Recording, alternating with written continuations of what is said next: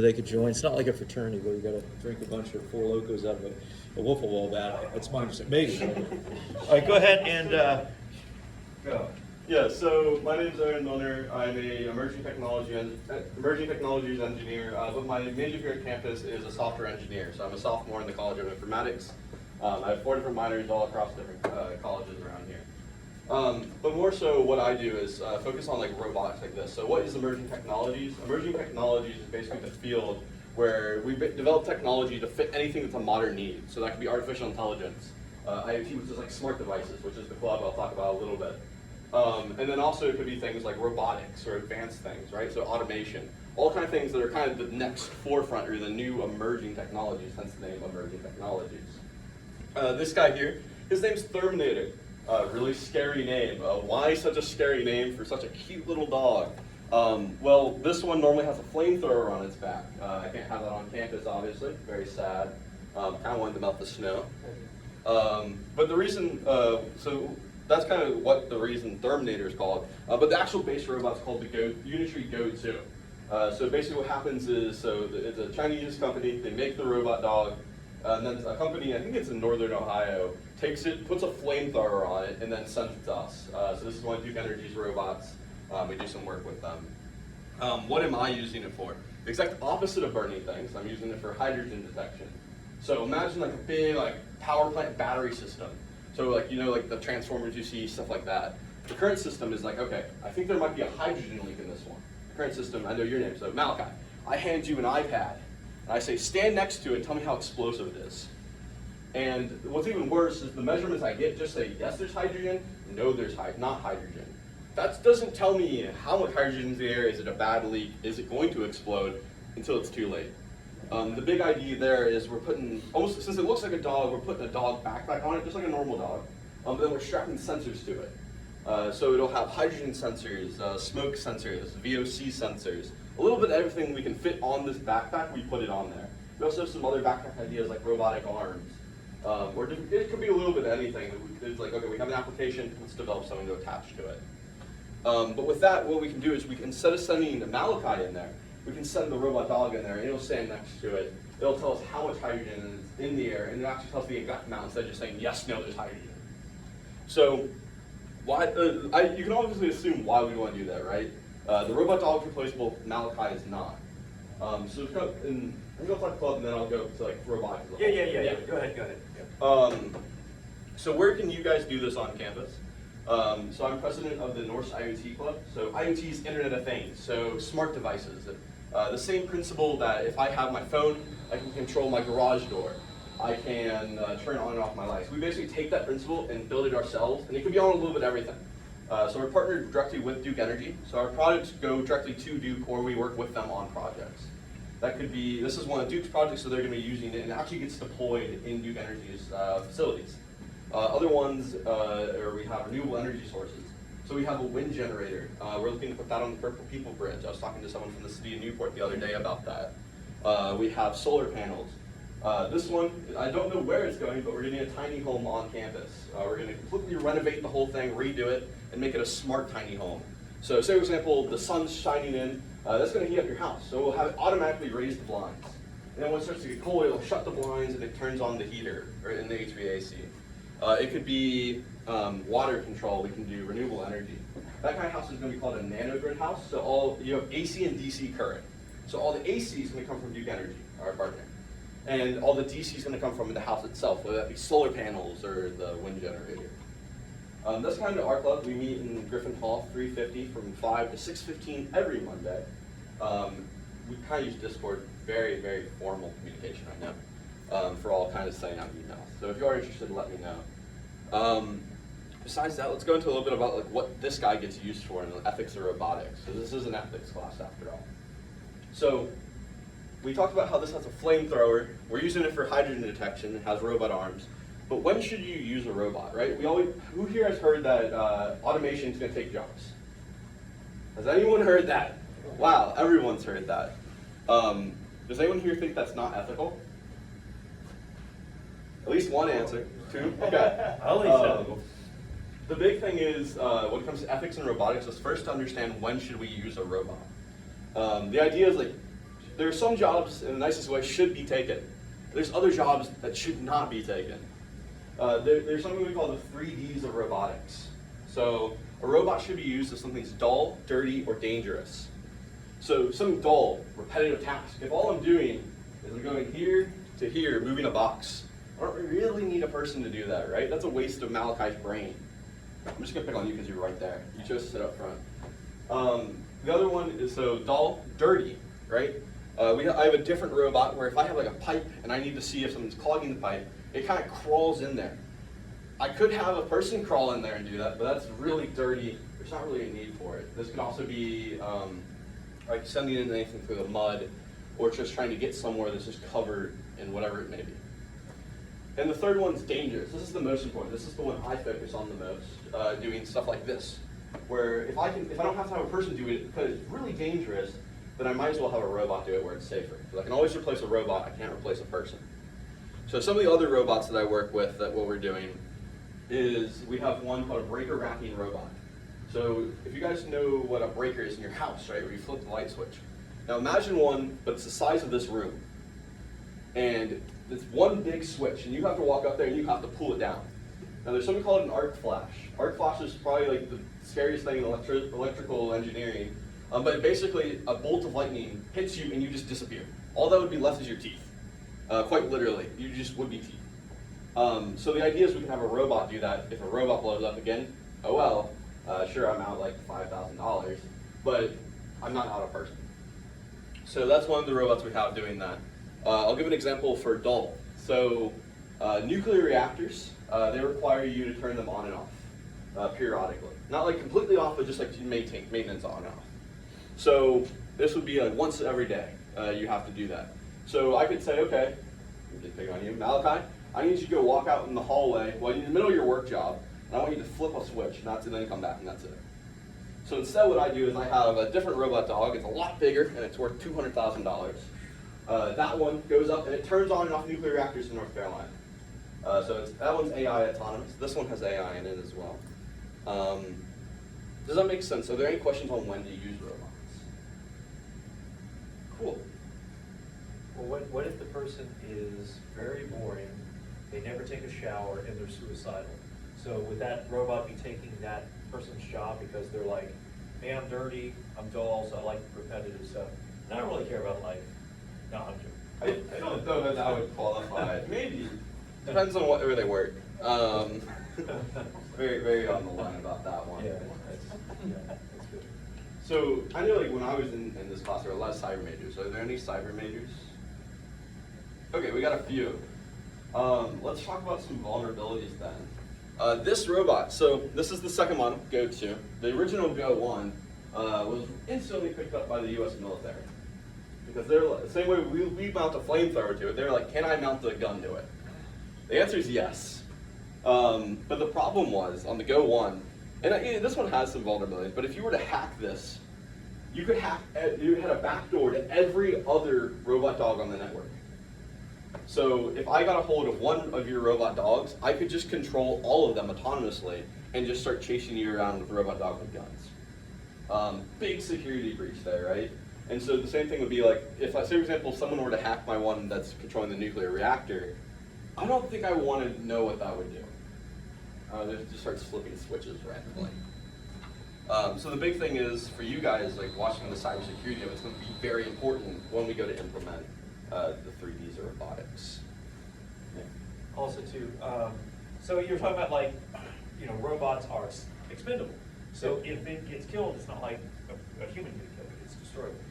Now, if it develops AGI, where it develops like consciousness or whatever, would it be the case that it's this AI chatbot that is embedded into the circuitry of the robot would still be like in a cloud somewhere?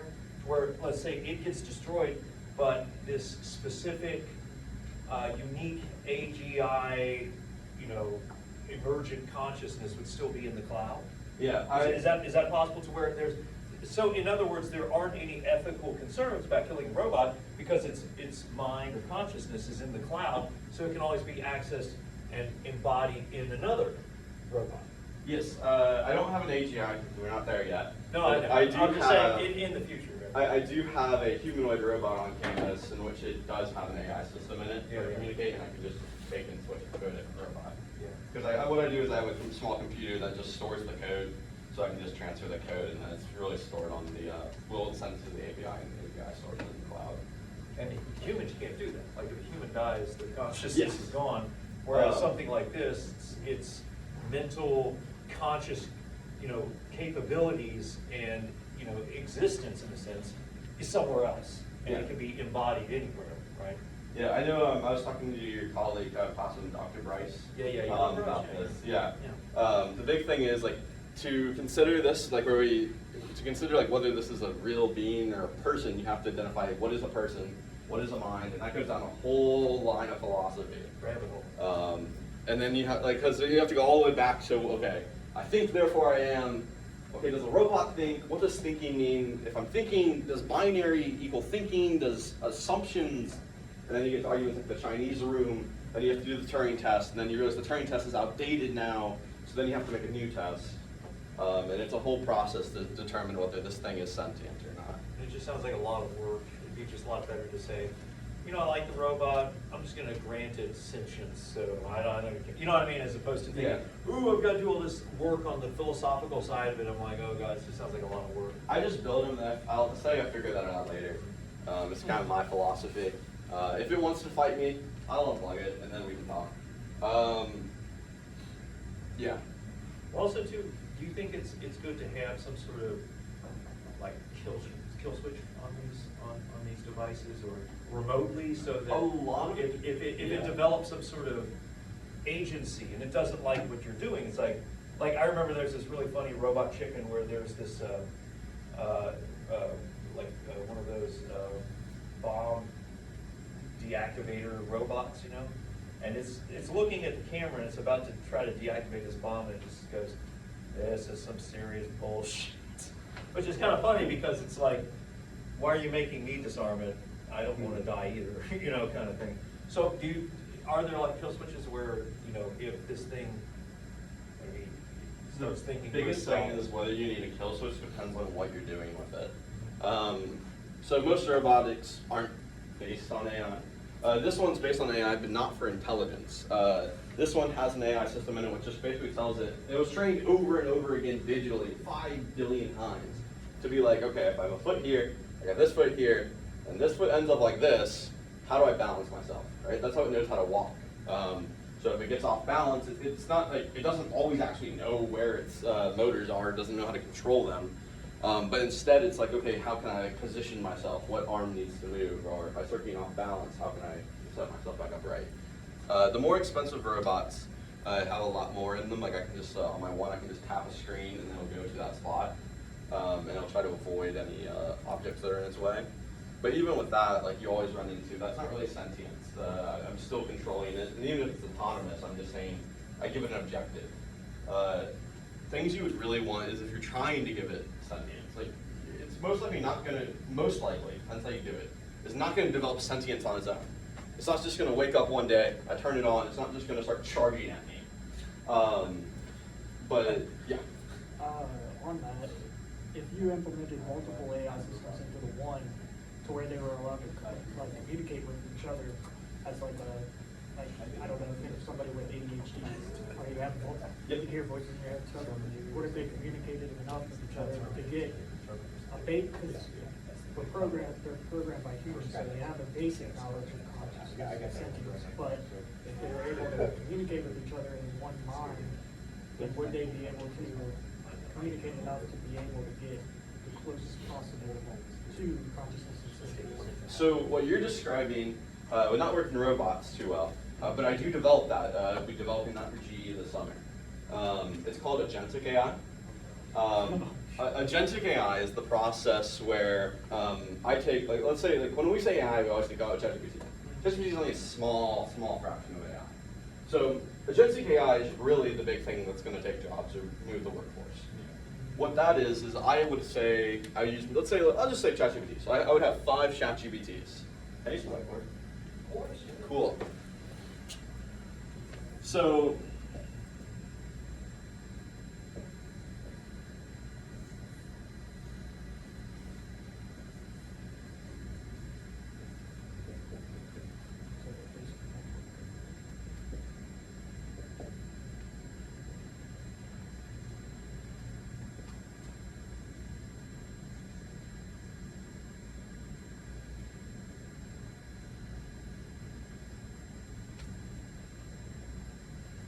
So this is a very simple agentic model.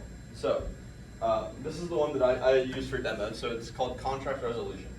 So say, for example, I'm at a law firm or just anywhere, and I have this business contract. It's 500 pages. Typically, I would walk up to someone of a junior level, and I'd say, here's this contract. Here are our company policies. I want you to read this entire contract, the whole thing, no skipping, and you have to tell me all the vulnerabilities in the contract. That could be, oh, if I sign the contract, they can just like leave and then I lose all my money. Or they can cancel it for this weird reason that wouldn't make sense with our company policies. Some companies say, oh, you have to wait 6 months before you can cancel a contract. Others say you have to wait 3 years. So the big thing there is normally I would have to have a human do that. Well, that's a very laborious job. It's often not done right. So what a lot of people just don't do it. A lot of companies are like, I'm sure it's good enough, and that bites them in the ass. So what we can do is we can have a human upload the contract, their personal clauses, and any, this is my company's clauses, or maybe anything they're afraid of. It sends it to a supervisor. So each one of these is an instance of ChatGPT. Let's just use that for an example. It could be anything. So each one of these is an instance of ChatGPT. So and they actually talk to each other like real people. So they're called agents. Each one is an agent. So agentic AI, agent AI. So the supervisor, he says, okay, I have a task. I know what I need to do. What do I have? Okay, I have a contract. I have what clauses or what the company clauses are. Okay. What do I need to do with this? Well, so the idea with agentic AI is each agent does one specific task, right? Because if I tell ChatGPT, I want you to read this whole contract. I want you to break it apart. I want you to split it up in sections. I want you to get a log about it. And I also want you to email me about it. It's not going to be able to do all of that. If it does, it's not going to be the best skill set for it, because it's trying to do all the things at once, and that's also really slow. So instead, I have the supervisors in charge. The supervisor says, okay, first thing I need to do is I need to read this contract and turn it into plain text. So it sends it to Agent 1. Now Agent 1 could either be an OCR agent, so optical character recognition, which just scans it. It's more ML than AI. Or it could be RAG, so retrieval augmented generation, which is like when you personally submit something to ChatGPT, it scans it and pulls it off, and it makes use of that information. That's what example what RAG is. It can retrieve the thing and then generate the response accordingly. So what it will do is Agent 1's only job is to turn that into plain text we can understand as an AI. So it takes all the text and it scrapes it off. It gives it back to the supervisor. The supervisor gets a quick look over and is like, oh, okay, that's good enough. So then it sends it to Agent 2. Let's say Agent 2's job is to take all the 500 page of text we now have and split it up into sections, right? These are all about breaking the contract. These are all about the returns of the contract, like the amount of money we're going to make. These are potential losses, right? Split it into sections to understand. This is how we would like read something if we're trying to separate things. So it's sent to the supervisor. Now the supervisor, maybe it looks over it and says, okay, you could have done a little bit better. So it'll send it back to it, tells it to redo it, and comes back to the supervisor. She's like, okay, you got it this time. Now we send it to Agent 3. Agent 3's job is to interpret, so to understand what we just gave it. So it'll read through those breaked out sections, and it'll be like, okay, yeah, this is what I got here. This is a potential concern. Let me flag that. Oh, this one's all right. This one's all right. And then it sends it to the supervisor. Again, supervisor has to look over. And then Agent 4. Agent 4 is the final one, where it basically summarizes all of that in an email, and then provides you a log of all the conversations the AI's had. And when you look at that log, they literally talk like humans. You would often not be able to discern it from a human conversation in the workforce. But the only difference is that they only do one specific thing. And then it will email the human, and then you're done. So that's an example of agentic AI. I have another one where it'll book trips for me, and then it'll call the hotels and book them, as well as or plan out my food, travel, all that just from one button. Yeah. What's the countermeasures to keep the other agents from communicating with each other behind like the supervisor's back? They can. It's a code. You just can't put Yeah. Imagine this is all in a Python script. I basically say, all right, you can call one of these 4. You can only call these 4. They don't know the others don't exist, because they're not interpreting the code. You can make it do that, but that would also be like, this guy starts talking to this guy, and this guy's that one, and then Also, you get an email of the original, so. So the supervisor is a large language model, which is taking. All of them are large language. Yeah, and the supervisor is the large language, the LLM that, which actually takes the raw data and decides to send it to these various agents to have them, the first agent makes it readable, the second one categorizes all the information that is now readable, the third one actually takes all of that categorized information and puts it in relevant sort of format and flags certain things that aren't relevant, and then the last one does the log with that. This is what we've done, and all of that information is sent back to the supervisor. So now you have a workable document that can be executed by actual employees, and then probably below those agents, below those would actually be the workers, and then they're going to have the tasks, and you're going to have managers beneath them that are going to assign tasks to each of these particular large language models that are actually just going to do this. Okay, well, this is the way we do this, and they start actually doing the repetitive work that's based on the documents that have just been sort of analyzed, categorized, made relevant to their what they're supposed to do in log. So then they start actually kind of going down the line till the actual physical work of those tasks, right? Something like Yeah. that? And what's the big difference between me doing this and just using ChatGPT in 5 different conversations? The big difference is agentic AI can make decisions and act on them. So this one's it's hard to see it on this example, but like on my one I have, which I can't share that one too much, but like when I want to go on a trip and I tell it like, okay, this is the place I want to go, this is how I want to be there, these are the dates, and this is how much money I'm willing to spend. It will then like decide, okay, is this what I want to do? It'll have 2 options. Instead of just like, ChatGPT would just give you the options. It's like, oh, here are all the options. It instead can pick the option for me, and then I have to go a step further and make it call the hotel and book it for me. So I don't even have to book hotels. I can just tell it, and a lot of times I'll hit yes, I like hit confirm, so I know where I'll be staying. Right. But I can just have it do it itself. So, like, you have to, so that would be more simple, you put, instead of ChatGPT where you have to come up with this long extensive prompt to get exactly what Yep. you want, you could just put in a simple, like. Yep. I could just have a little text box, and all I do is put place, time, amount of money I want to spend. Now, do you, could you take this system and place it in a situation where it's just a consultancy, where it tells you what to do, but you physically do it?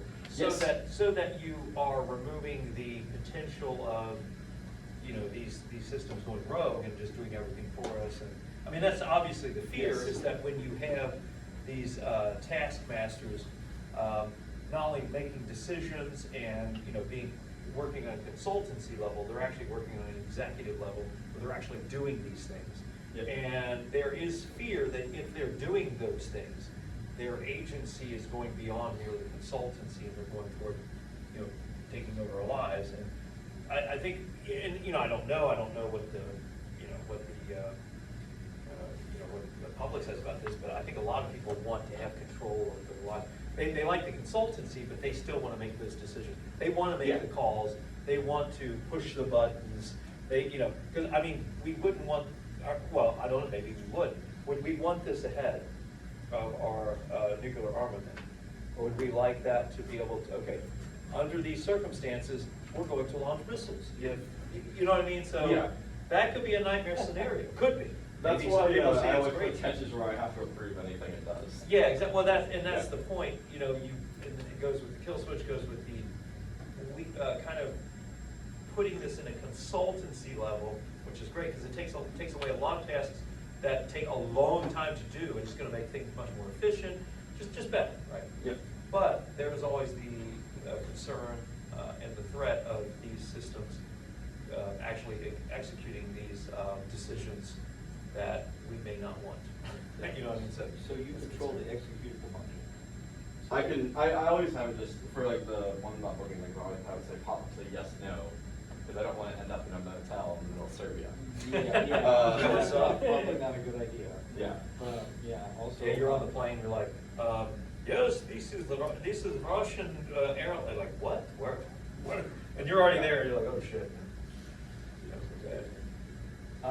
So all this is great, but, do they have, I know that there's a physical aspect. What about like voice recognition? Like, different types of voices and stuff like that, they can, I know that they, do that basically, you can change your voice and all that other stuff, that's great, wonderful. But, I mean, like only to a certain voice is what I'm trying to say, is what he was referring to earlier, like the Twitter situation.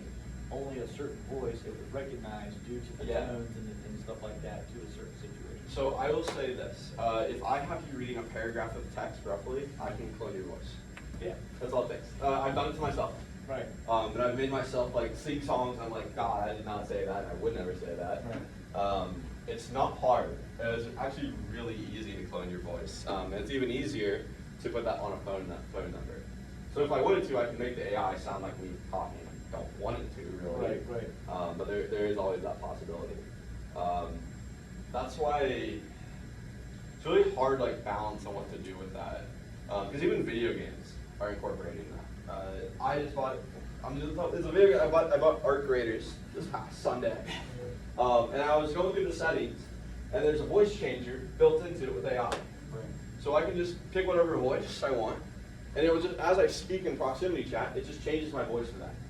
So I use that obviously for fun, where like I killed someone, and then I had a girl voice on. I'm like, oh, this is my first time ever playing a video game. My bad. But the thing is, like, that's why one are you using example. Bane? Everybody would want to use Bane. Ugh, this is, Well, it's like, it has It 18, it has 18 voices. I want Bane. That's what I want Bane. I want something like that. But the big thing there is like, okay, that's like a kind of fun example, but there's also like a lot of serious examples. Like you get a call and like your grandma picks up and it's you being like, help, I need held captive, help, I'm in prison. I need bail money, send it to this account. And the big thing there is like, people don't understand because it sounds so real. And you can spoof a phone number. Yes, you can. So it's really hard to know what's real and what's fake. I know what I do a lot of times is I'll just say something completely random that doesn't make sense. See what happens if I get a response that actually is like legitimate instead of, well, what the hell did you say? That's when I'm kind of like, okay, that's my first red flag. There's other things you can do. You could have like you make a keyword with the person, so I could be like, hey Yuri, remember the word watermelon every time I call you on the phone. And if you ever think it's not me, say watermelon, and we're good. It's just there's a lot of different ways around it. That you have to make sure you also keep switching them up. Yeah. For that, is there like a fact check, like is a supervisor or a fact checker? Yes. Like what if Agent 1 goes off of something that it believes is true, and the supervisor still believes it's true because they're all. So that's where Agent 4 will always have a log on it. So the industry standards that you treat it depends on what the role is, but generally the industry standard by default is to treat it that of a junior position. So the same trust you would give it to an intern. So I don't know about you, but I would not trust an intern's word 100%. And regardless, the idea here is that it picks them out. It doesn't fix them for you, it picks them out. And then you as the person have to read them. So it'll like flag it. It'll be like, oh, line 4 has this concern.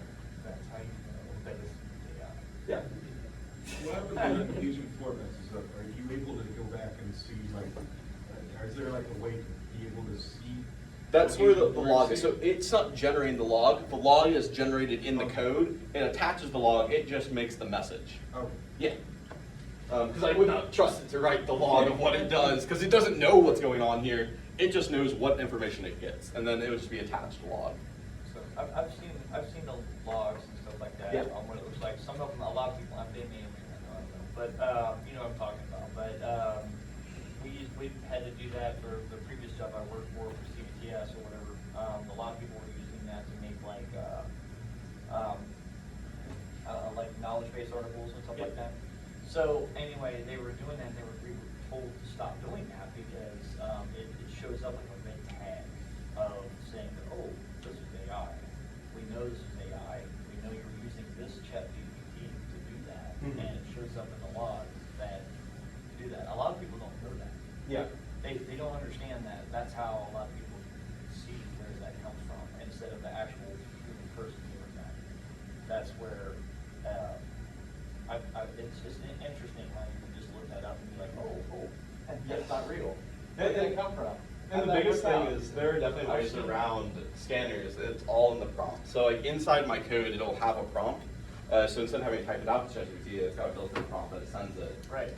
So I can tell it, hey, you have to act a certain way that best fits me, and it looks like I did it. It will be a little inaccurate, but it can try its best. And that's why each one's independent, because if they were all of one mind, so to speak, they would all equally be, there would be some sort of mistake.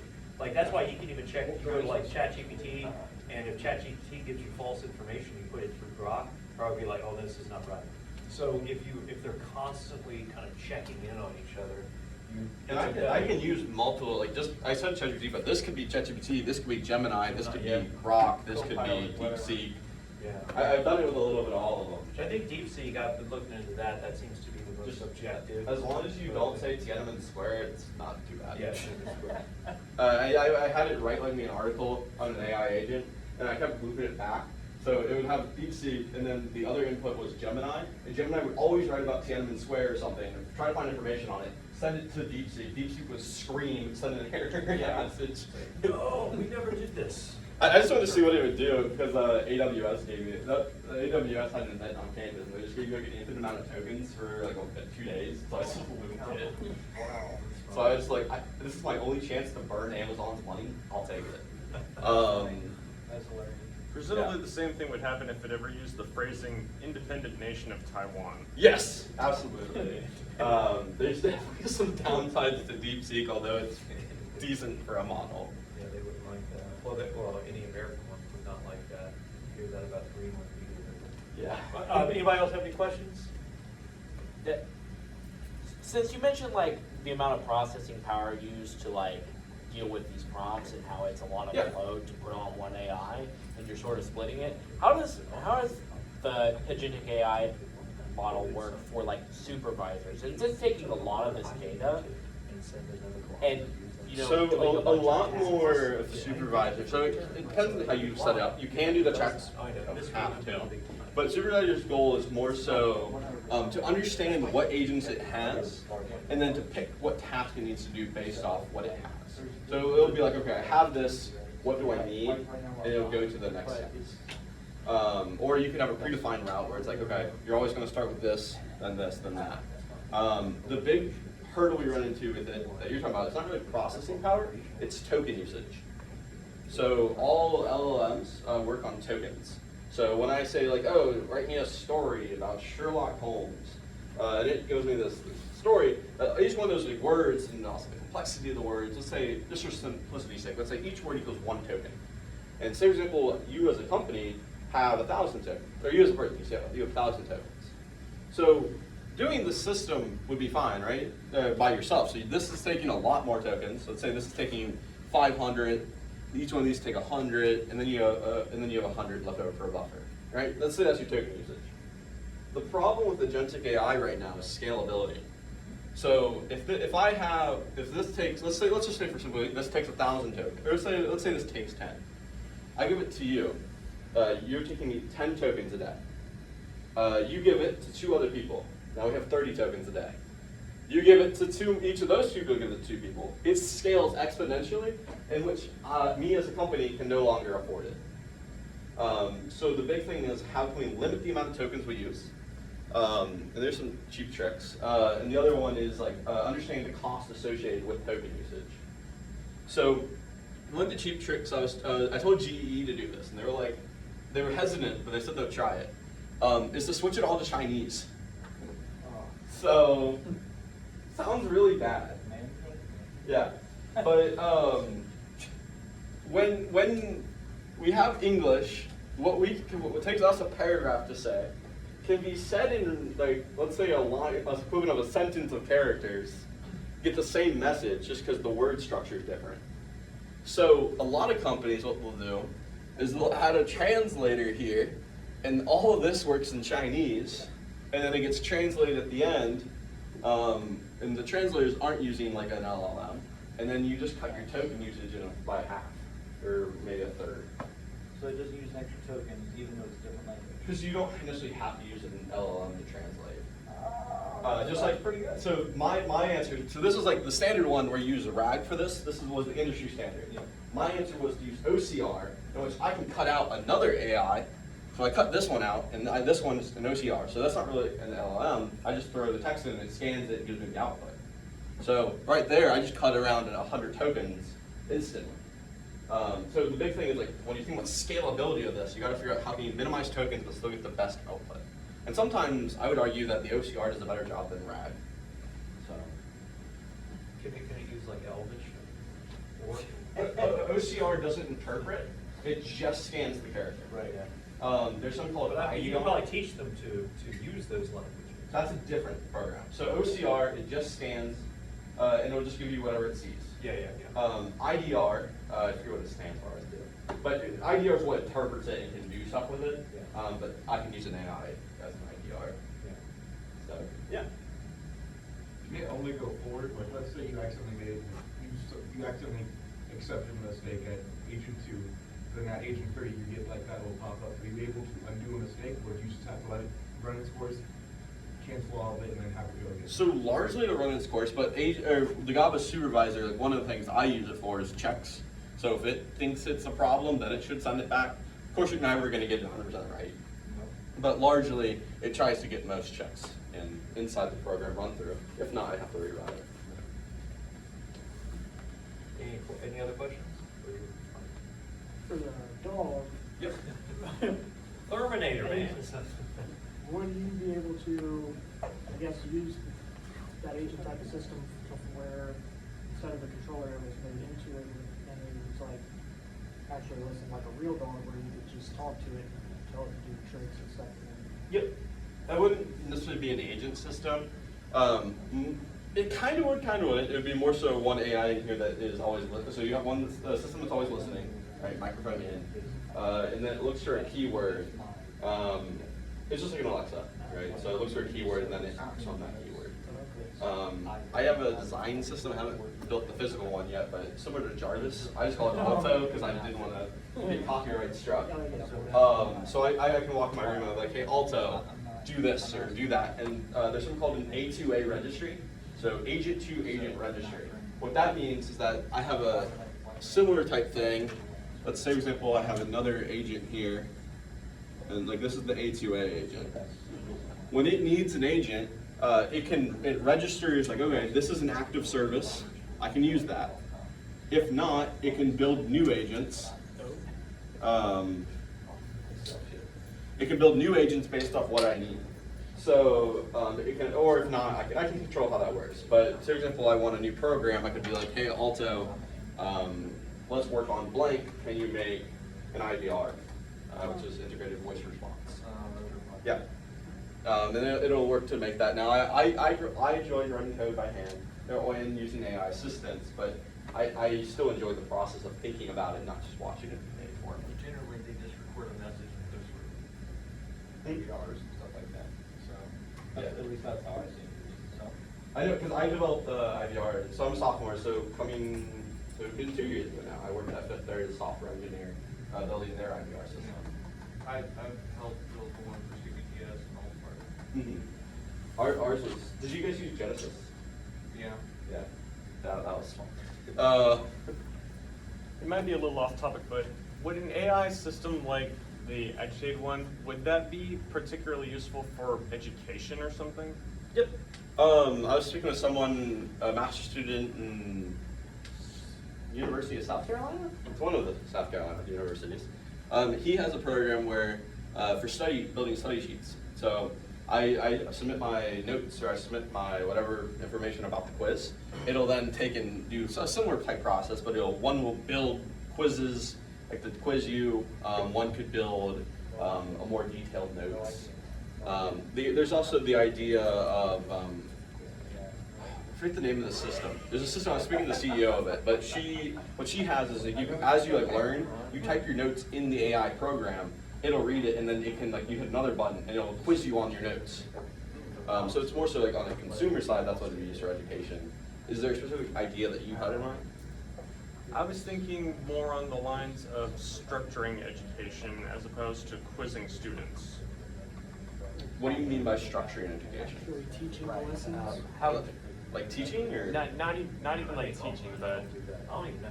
Designing entire curriculum. Oh. Yes, it can do that. I like to do it myself, so. It would just be, that one you could probably even do with, like this could, with this you could like put connections to like things that would actually do it for you, like an API. But largely, like even this, even just ChatGPT alone could design a course. I used it for a course I taught last semester. So, yeah. There was a group of students that I saw in data, like, there's like an AI system that fact checker, like, to monitor your, like, say Canvas, to see, like, how much AI you used, it was like called Verify or something. Yeah. I will also say the big one you hear is Turnitin. Yeah. I personally hate the company at Turnitin because they steal my research and don't put, they disregard my licenses. What Turnitin.com does, which is a lot of teachers use, including here, is, so Turnitin is like the fact checker or AI plagiarism checker. Except how Turnitin does it is they use AI to do it, but they train the AI on any paper you submit, without your permission or not. So when I submit one of my papers, they may have changed recently, but like when I submit one of my research papers, they just take it, put it in the AI. That's a really big problem for me when my stuff has licenses on it. And if they were to do that, and I know for sure, and I can find it in their system, I can sue them because I have licenses on all my. There's no absolute. And that's a huge problem, because now it's publicly available, this is something that, you know, he wrote, it's his. Yep. So it's problematic, and also, I just don't trust them. I personally like to get to know the students, I can tell what kind of voice they have, and I can tell if they're just shit. You know, I can tell if they just used chat, which I have no problem. I like people who can use large language models to help them kind of brainstorm or maybe help them like outline their papers. But as far as, you know, writing, so Aaron, did you want to kind of give some demonstration on it, what it does? I don't want to do the why one it does all standing that up. stuff? I don't want to do the one standing Okay, all right, up yeah, because the jump was cool. I like that. yeah, I can do the jump. Just yesterday I was teaching an AI class. Yeah, yeah. And it went like this, and then it went all the way back, and I had to. It's like one of those. We could have used that in one of those funny videos of like robots doing stupid stuff. So the spinny little thing on the front, I forgot to mention, that's not a blender. I haven't tried. I don't want to try. I know someone asked if I can make margaritas with it. I don't know. But what that is a LiDAR. So it has a camera on it, but the camera would be connected to my phone. I don't really need it because I normally am next to it. I haven't done too many autonomous missions with this one yet. But I can go like this and I can put my phone in the controller and connect it to the camera on the front. So if it doesn't have a camera, how does it see? So LiDAR basically spins really fast. That's a little spinny bit. And smart cars use this too. And what it does is as it spins really fast, it's shooting laser beams constantly. And basically, imagine your life is nothing but whiteboard. And all you do for the rest of your life is just dot. And when I see a lot of dots on something, I know there's a surface there, something in the way. So I don't want to run into it, or I try to avoid a lot of dots. Blue means I turn it off because I'm fairly confident in my driving of it. And the other thing is, as I walk around campus, there's a lot of people. So if I go like this, there's a wall, now there's not a wall. There's a wall, there's not a wall, there's a wall. And the other thing is, imagine an elevator. Imagine how hell an elevator is to pilot this thing in, where it's all shiny metal, and every time it hits, it comes back to itself, and I'm like, am I a wall? And then it just kind of like, it just stops moving, or freeze, or it gets confused. Same thing with parking lots and hills. Or not hills, more so parking lots. It doesn't like the parking lot, because it's like bumpy, and so it'll hit it, and it's like, okay, what's going on here? So I just turn it off, and now I'll run into people. You do have to be careful. I hit my ankle and it still hurts. That was from a week ago. But, yeah, that's kind of how this one works. Do I have any more questions about the phone? See what time is it? Probably got time anyways. Yeah, it's about time. All right, guys, I want you to thank Mr. Aaron Milner for his presentation. And if you want to contact him, contact information. If you just go to Google, type MILNER.FYI. That's my website. It's got all my information, my calendar. You guys can schedule something. So at the club, I imagine that big here, it's like big things of year. Right. Everybody gets messed up, and they're getting drunk with the robots, and they're having big parties.